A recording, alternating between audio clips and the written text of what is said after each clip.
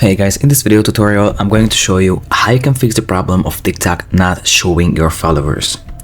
So there may be a problem where you go to your followers and you are not able to see them, and we're gonna try to fix that. There are a couple of things you can do if you have this kind of bug. The first thing you can do is to go to your profile by clicking the profile picture or the profile icon on the bottom right corner.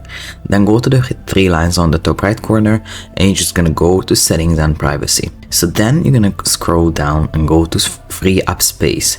Here it's gonna calculate the cache, and then what you have to do is you just need to delete the cache. So you're gonna clear this cache here, and just to be sure about that, it's not gonna delete your drafts or your videos which you have on TikTok. You don't want to delete the downloads, just want to delete the cache. Then you're just gonna close the application and reopen the application again and check whether your problem has been resolved. The second thing you need to do is you just need to go to the App Store or the Google Play Store, and you just need to search for TikTok. Check whether you have an update for the application. If it says open next to the TikTok application, it doesn't have an update, but if it says update, you just need to update your application. Another thing you can always try is just restart your phone. There are many times when restarting your phone solves the problem.